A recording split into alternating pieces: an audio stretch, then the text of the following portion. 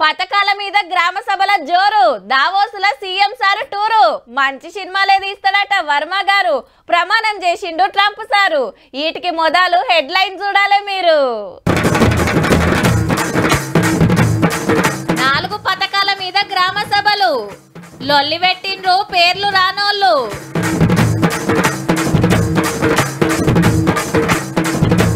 లీడర్ల కొట్లాటలన్నీ యాక్టింగ్ అట, 3 పార్టీల మీటింగుల ఈ మాట.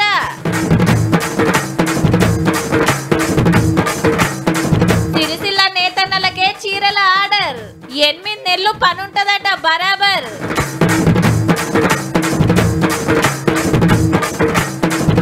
బీర్ల కంపెనీలకు లొంగదట గవర్నమెంట్, ఎంతో కొంత పెరిగేటట్టుంది రేటు.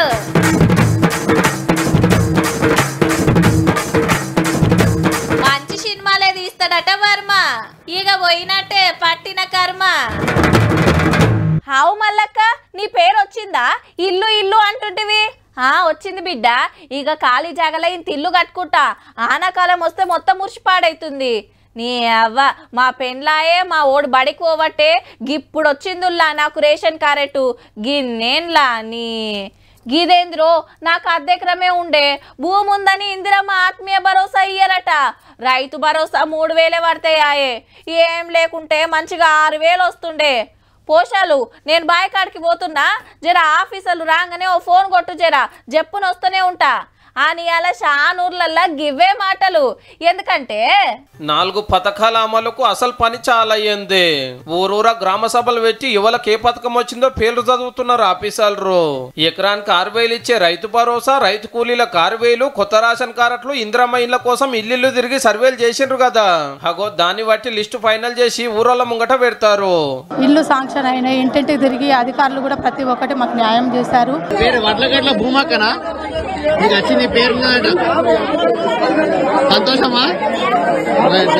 అయితే పేర్లు రానులు నారాజు అయ్యిండ్రు. ఆఫీసర్లను గట్టిగానే అడిగిర్రు మాకెందుకు ఇయ్యరా అని. ఇవ్వలేం రంది పడకుండ్రి, పేర్లు రానోళ్ళు మళ్ళా దరఖాస్తు పెడితే ఎంక్వైరీ చేసి శాంక్షన్ చేస్తామని మాట ఇచ్చిర్రు సర్కార్ తరపున. మంత్రులు గిన ఇదే మాట అన్నారు. అర్హత ఉండి ఈ రేషన్ లబ్ధి పొందాల్సిన చివరి వ్యక్తి వరకు కూడా కొత్త రేషన్ కార్డులు ఇవ్వడం, పాత కార్డులలో అదనపు ఫ్యామిలీ మెంబర్స్ యాడ్ చేయడం, ఈ ప్రక్రియ కొనసాగుతుంది. సరే అని చాలా మంది కోపిన్ కారట్లు ఇందిరామీన్లకు మళ్ళా అప్లికేషన్ రాసి ఇచ్చిండ్రు. ఇల్లు గురించి వరకు గానీ రాలే. 30-40 ఏళ్ళ నుంచి కిరాయికుంటున్నాం, ఇప్పటికి ఇల్లు లేదు. రేషన్ కార్డు ఇంతకు ముందు కూడా అప్లై చేసినాం, రాలేదు అప్పుడు. ఇప్పుడు మళ్ళీ అప్లై చేస్తాం. గత ప్రభుత్వం మాకేం చేయలేదు, కనీసం ఈ ప్రభుత్వాన్ని గుర్తించి మా పేరెక్కించి మాకు ఇందిరమ్మ ఇల్లు. ఇది ఎట్లుంటే చెల్ భూమి జాగాలు ఉన్నోళ్ళకే అన్ని ఇస్తున్నారు, ఏం లేని మా సంగతి ఏందని ఆడాడ లడాయి చేసి ఇరుకొందారు. ఇందిరమ్మ ఆత్మీయ భరోసా పథకం లా గిల్ల పేర్లు లేవట మరి. మా బతుకు ఏంది, మేము ఎట్లా ఒక్కొక్కరికి 5 ఎకరాలు వీళ్ళకి రాలేదు.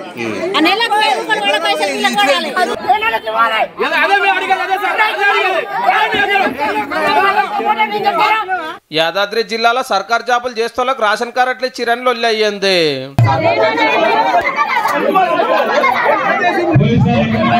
పంటలు పండే భూములకే పెట్టుబడి సాయము, పడావు భూములకు ఏకన్నా రాదని కలెక్టర్ క్లియర్ గా చెప్తున్నారు. యోగ్యమైనటువంటి భూమికి ఏదైతే ఉందో దానికి పెట్టుబడికి ఇస్తాం. సాగుకి యోగ్యం కానటువంటి భూములకి రైతు భరోసా ఉండదు. పబ్లిక్ అంతా పథకాల కోసం కొట్లాడుతుంటే ఫ్లెక్సీల మా ఎమ్మెల్యే ఫోటో లేదని, పేరు పెద్దగా రాయలేదని కారు పార్టీ కార్యకర్తలు లడా ఎత్తుకున్నారు. ఇంకో 3 రోజులు ఇదే నడుస్తుంది, రోజుకొక ఊళ్ళో. పథకాలలో పేర్లు రానోళ్ళు లెవెల్లో ఎంక్వైరీ చేయించి ఫైనల్ లిస్టు తయారు చేస్తారట. లేలే అంత ఆగమాగం చేస్తున్నారు అనేది ప్రతిపక్షాల మాట.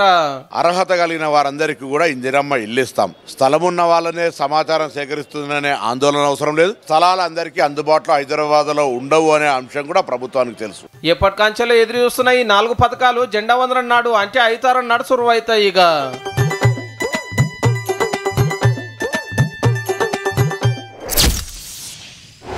దావోస్ అంటే స్విట్జర్లాండ్ దేశంలో చిన్న సిటీ, జనాభా తిప్పి తిప్పి కొడితే 12,000 లోపట్నే. కానీ దునియా అంతటికెళ్ళి తోపు బిజినెస్ మ్యాన్లు, కంపెనీల ఓనర్లు, బాసులంతా మీటింగ్ పెట్టేది ఆన్నే.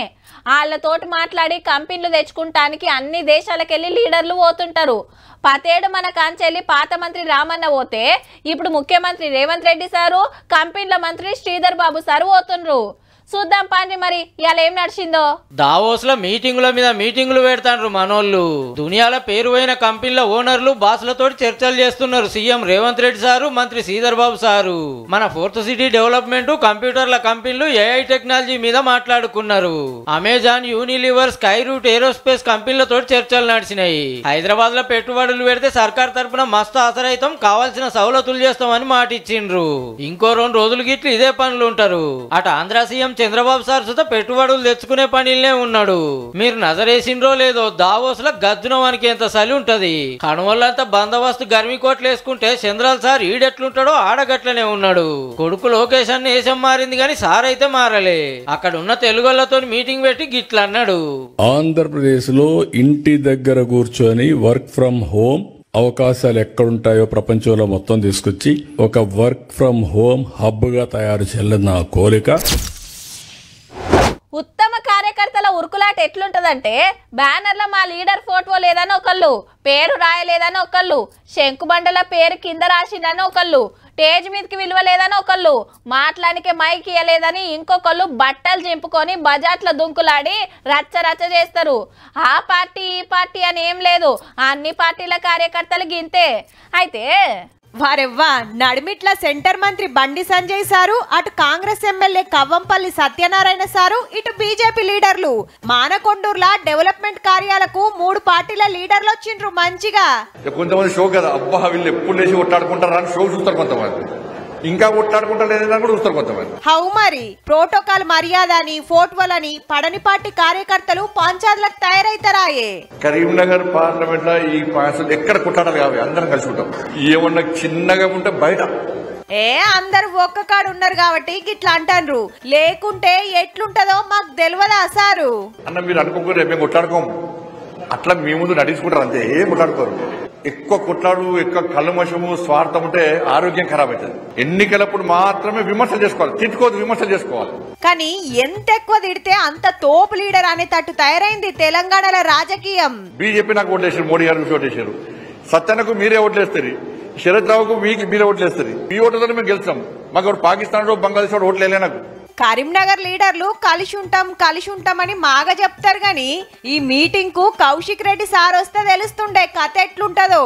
మొన్న చూడలే ఏరే పార్టీ ఎమ్మెల్యే మీదికి పుస్తిలకి ఎట్లా ఉరికిండో.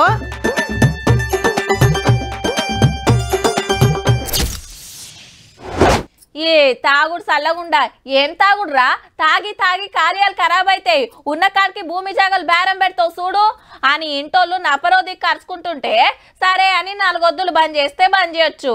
మళ్ళా ఎవడో ఒకడు విలువంగానే ఊరుకుతూనే ఉంటారు. అలవాటు కొన్న పానమాయే ఊకుంటారు. ఒకసారి సుతా గిట్లనేనబ్బా, ఇక నేను మారతా అని ఎన్నో మాటలన్నాడు. అదే తొవ్వదొక్కుతాడు 4 వద్దులైతే. ఇప్పుడు అట్లా కాదు చూసుకోండి అని ఇంకింత గట్టిగా చెప్తున్నాడబ్బా. ఇక తెలుగు సినిమా కంపెనీకి ఖతర్నాక్ డైరెక్టర్ వచ్చిండు. తీస్తే హిట్, కొడితే ఆస్కారు.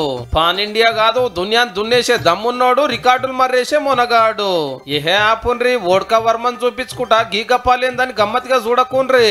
రాయి చెట్టు కింద బుద్ధునికి జ్ఞానోదయం అయినట్టు సత్య సినిమా చూసినాక జీవిత సత్యం తెలుసుకున్నాడు ఆర్జీవి.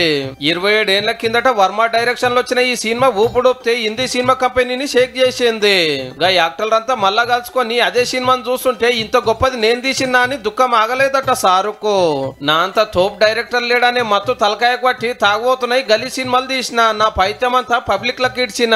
సత్యాసొంటి సినిమాలు బొచ్చడి తీయవలసిన దిక్కుమాలిన సినిమాలు తీసి అందరు దిమాకులు ఖరాబ్ చేసిన అని బాధపడుకుంటా పేద పోస్ట్ పెట్టిండు సోషల్ మీడియాలో.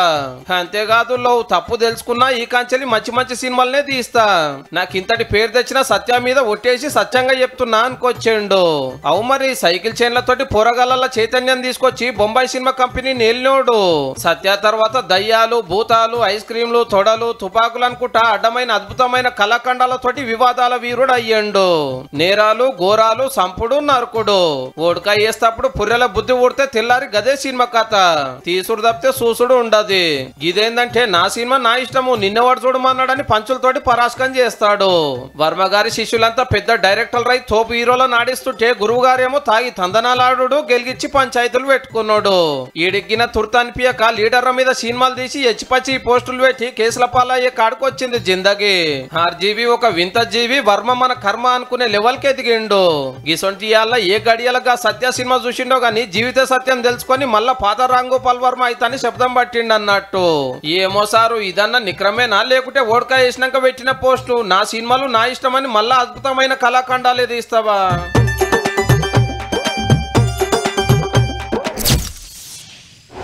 ఎవరన్నా సర్పంచ్ గా గెలిస్తే ఊర్లో సంబురాలు ఎట్లుంటాయి? ఆయనతో ఎమ్మెల్యేగా గెలిస్తే నియోజకవర్గం అంతటా అభిమానుల ఆనందం అలుగు వారుతుంది. పుసుకున్న ఎంపీగా గెలిచిందనుకో ఓ 2-3 జిల్లాలలో నడుస్తాయి సంబురాలు. ఇక మంత్రిగానో ముఖ్యమంత్రిగానో ఎన్నికైతే రాష్ట్రమంతా కార్యకర్తల ఆనందం మత్తడి దుంకుతుంది. సీదా దేశానికే ప్రధాని అయితే ఇంకెట్లుంటది? అయినా ఇప్పుడు మన తాన ఓట్లెక్కడి ఎన్నడో అయిపోయే అని అంటున్నారులే. ముచ్చట చాలా మందికి ఎరకయ్యే ఉంటది. ఆవ్ గా ముచ్చట్నే. The golden age of America begins right now. I will very simply put America first. అమెరికాలో బంగారు యుగం చాలా అయింది, నాకు దేశమే ఫస్ట్ తతిమే అని లాస్ట్ అంటాడు కొత్త అధ్యక్షుడు ట్రంప్ సారు. రెండో పార అధ్యక్షునిగా రాత్రి ప్రమాణం చేసిండు. పెద్దన్న సీట్లు ఎక్కిండో లేదో గొట్టు నిర్ణయాలు చేసిండు. పవర్లకు వచ్చిన 6 గంటల్లో 80 ఫైళ్ల మీద సంతకాలు చెక్కిండంటే చూడురిగా. 3వ ప్రపంచ యుద్ధం రానియడట, దునియాకు శాంతి దూత అవుతాడట. అమెరికాలకు దొంగతనంగా జోరినోళ్ళ నెల్లగొడతాడట, తుపాకులు వేల్చేటోళ్ళు అంతు చూస్తాడట. ఆల్రెడీ బార్డర్ల సెక్యూరిటీ బెంచ్ పాడేసిండు. రాజకీయ కక్షలు ఉండే అన్నాడు కానీ అప్పట్లో సార్ ఓడిపోతే వైట్ హౌస్ మీద కురికినందుకు 1500 మంది అభిమానుల మీద కేసులైతే అందరి మాఫీ చేసి పడేసిండు. అట్లనే బైడెన్ సార్ కుర్చీలకెళ్లి దిగేటప్పుడు చేసిన నిర్ణయాలు గిన కొట్టి పారేసిండు. అగో గిదేంది అనలేరు ఎవ్వలిగిన. అధ్యక్షుల వారికి అంత పవర్ ఉంటది. ఇంటికాంచెల్లే కొలువులు చేస్తామంటే కుదరది, అందరు ఆఫీసులకు రావాల్సిందే అని ఆర్డర్ వేసిండు. ఇక ఉపాధ్యక్షుడిగా జేడి వాన్ సార్ ప్రమాణం చేసిండు. సారోళ్ళు ఇంటామె పేరు ఉషా చిలుకూరి. తాత ముత్తాతలు ఆంధ్రాని, అప్పట్లో బతకపోయిండ్రట. ఈ లెక్కన అమెరికా చిన్న అధ్యక్షుడు ఆంధ్ర అల్లుడు అన్నట్టు. ఈ కార్యానికి ముందు విక్టరీ ర్యాలీ తీస్తే చూడు ఎట్లొచ్చిర్రో పబ్లిక్. అభిమానుల జోస్ చూసి సార్ సుత 2 స్టెప్పులు వేసిండు. ఇప్పటికైతే ఇంతే, రేపు తెలుస్తుంది ట్రంప్ సార్ ఏలువాడు ఎట్లుంటదో.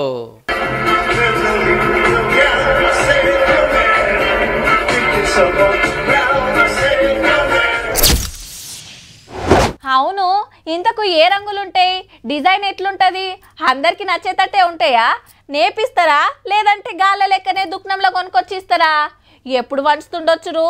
అబ్బా అక్కలందరం ఒక్క తీరు చీరలు కడితే మస్తుంటది కదా. ఇగో గిట్లనే మురువచ్చుడు ఊర్ల పొంట. సీఎం సార్ చెప్పిన కాంచెల్లి ఎప్పుడెప్పుడా అని ఎదురు చూస్తుంటే గా పని ఇప్పటికీ ముంగట పడ్డదబ్బా. ఇక సిరిసిల్ల నేతన్నలకు సరిపోను పని.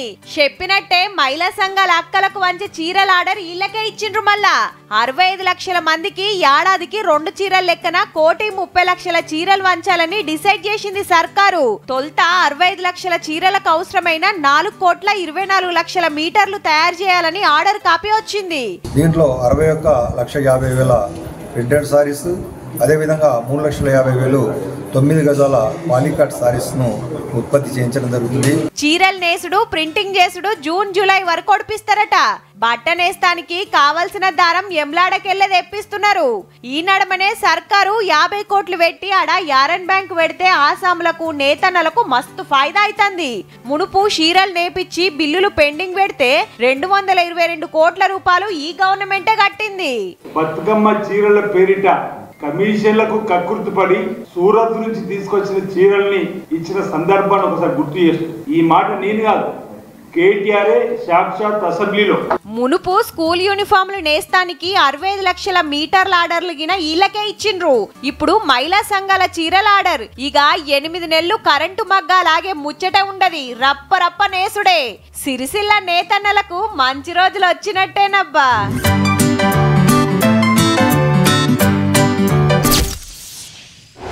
ఇంట్లోకి టీవీ కావాలంటే పలానా కంపెనీది అయితే మంచిగా ఉంటుందని ఆలోచన చేస్తారు. బైకో కారో తీసుకోవాలంటే గా కంపెనీ అయితేనే మంచిగా నడుస్తుంది, మైలేజ్ మంచిగా ఇస్తుందని చెప్తుంటారు. బట్టలు చెప్పులు కొన్న బ్రాండ్ చూస్తారు చాలా మంది. కొందరు తినే కాడ ఇంకొందరు తాగే కాడ అస్సలు వెనకకు దగ్గరు. గది ఉంటేనే మనసు నిమ్మలం అవుతుంది. అసొంటోళ్ళంతా ఫుల్ ఖుషి అయ్యే ముచ్చటిది. మా అన్నలకు ముచ్చట తెలిస్తే పుకట్ల 2 కేఎఫ్ బీర్లు దొరికినట్టే మురుస్తారు పో. అవు మళ్ళా కింగ్ ఫిషర్ బీర్లు సర్పోన్ సప్లై చేస్తాము ఆపే ముచ్చటే లేదని సాటింపేసింది యూబీ కంపెనీ. నిన్నటి దాకా జిజ్జు చేసిరు పెండింగ్ బిల్లులు ఇయ్యాలి, బీల్ర రేట్లు పెంచాలి, లేకుంటే మాల్ పంపమని సర్కార్ వాళ్ళకు ఉత్తరం రాసి. సంక్రాంతికి గిరాకీ బగ్గుంటదని స్టాక్ అయితే చదివేండ్రు. ఇక సర్కార్ మాట ఏంటంటే పాత గవర్నమెంట్ లో పెండింగ్ పెట్టిరు, ఎన్కో ముందో తప్పకుండా చేస్తాము, బీల్లు సప్లై ఆపద్దు, రేట్లు పెంచడం మీద కమిటీ చేసినాము, వాళ్ళు ఎట్లా చెప్తే గట్లా అంటుంది. అయినా బీల్ర కంపెనీ వాళ్ళు దగ్గకుంటే కొత్త బ్రాండ్లు తీసుకొస్తాము మీ ఇష్టం అనే వరకు బిర్రు మీద ఉన్న బీల్ర కంపెనీ వాళ్ళు సర్రున దిగొచ్చేండ్రు. ఎందుకంటే మార్కెట్లో 70% వాళ్ళదే ఉంది, వాళ్ళు అడిగినట్లు రేట్లు పెంచే సమస్య ఉండదు.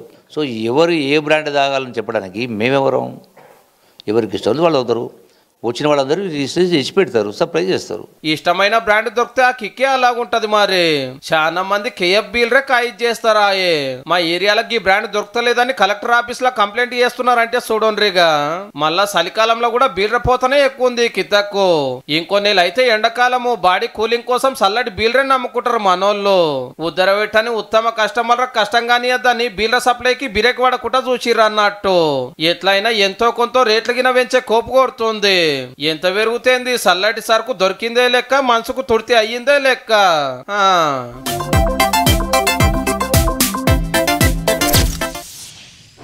రికార్డులు కొట్టాలన్నా మా హీరోనే, అవి తిరమల చేయాలన్నా మా హీరోనే అని మురుస్తుంటారు అభిమానులు. ఫస్ట్ నాడు మా ఓడు ఇంత ఎదురుకొచ్చిందంటే మా ఓడు ఒక్క ఆటకే మూట కట్టిండని ఒకళ్ళని మించొకళ్ళు. వాళ్ళను ఖుషి చేస్తానికి లెక్కలు బయటేస్తుంటారు సినిమాలు తీసిన నిర్మాతలు. మీదికి చూడ ఇన్ని కలెక్షన్లు అన్ని కలెక్షన్లు అని చెప్తుంటారు కానీ వెనకాల ఇంకో సినిమా నడుస్తుంటది అంటుంటారు. గాళ్ళ తిప్పలేవో వాళ్ళు పడతారు కానీ ముందుగాలైతే గీ ముచ్చట చూడుండ్రి. సంక్రాంతికి వస్తున్నామని సినిమా తీసిన దిల్ రాజు గారి ఇంటికి ఇవాళ ఐటీ ఆఫీసర్లు వచ్చిండ్రు చెప్పకుండా. సారే 100 కోట్లు పెట్టి గేమ్ చేంజర్ సినిమా తీసే డాకు మహారాజ్ సినిమాని తీసుకొని టాకీస్లకు పంపే ఒక్క పారే 3 సినిమాలకు పెట్టని పైసలు ఎక్కడి అని అనుమానం వచ్చిందో ఏమో. ఇన్కమ్ ట్యాక్స్ ఆఫీసర్లు వచ్చి ఇల్లు ఆఫీస్ చెక్కింగ్ చేసిండ్రు. సారోళ్ళ ఇంటామెను బ్యాంకుకు దోల్కపోయి లాకర్లు తెరిపించిండ్రట. తెలంగాణ సినిమా సంఘం పెబ్బగున్న దిల్ రాజు సారోళ్ళ బిడ్డింట్లో కూడా చెక్కింగ్లు అయినాయి. అట్లనే పుష్ప 2 నెంబర్ సినిమా తీసిన మైత్రి మూవీస్ మేకర్స్ పార్ట్నర్ల ఇండ్లు ఆఫీసులు సుధా జల్లడబట్టిండ్రు. 100 కోట్లు పోసి తీస్తే నేషనల్ అనుకుంటివా ఇంటర్నేషనల్ అనుకుంటా సూపర్ ఆడబట్టే. Mango media company owner singer Sunitha madam పెన్మిటి రాము సారోళ్ళ కంపెనీలో కూడా చెక్కింగ్లు అయినాయి. 10 మంది కాదు 20 మంది కాదు 55 టీములు మబ్బులనే దిగి Gachibowli, Kondapur, Hitec City, Jubilee Hills, Banjara Hills ఇట్లా 8 జాగల జల్లడబట్టిండ్రు. ఏడేం దొరికినాయి బయటికి చెప్పలే గాని ఒక్కనాడే గిందర్ ఇండ్ల మీద ఎందుకు పడ్డారంటే మన నిర్మాతల పైసా పతారా అట్లున్నది. మళ్ళా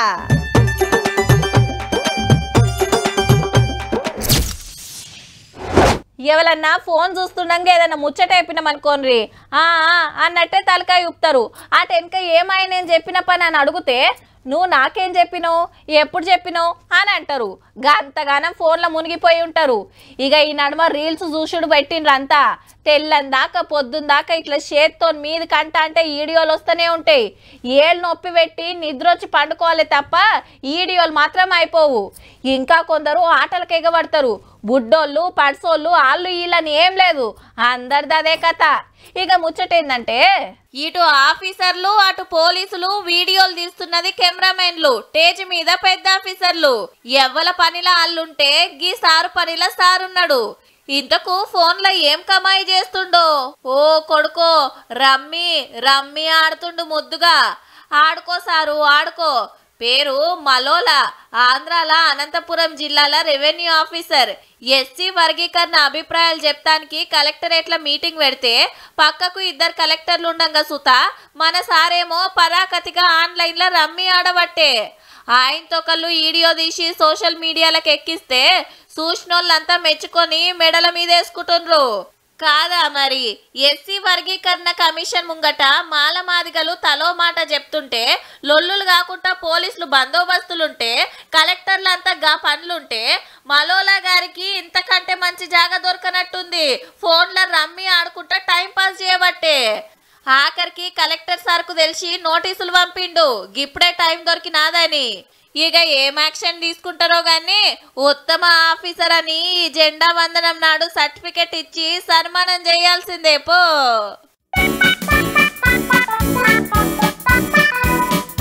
సుశీలు కదా ఇక ఇయాల్టి తీన్మార్ వార్తలు ఉంటాం మళ్ళా. నమస్తే.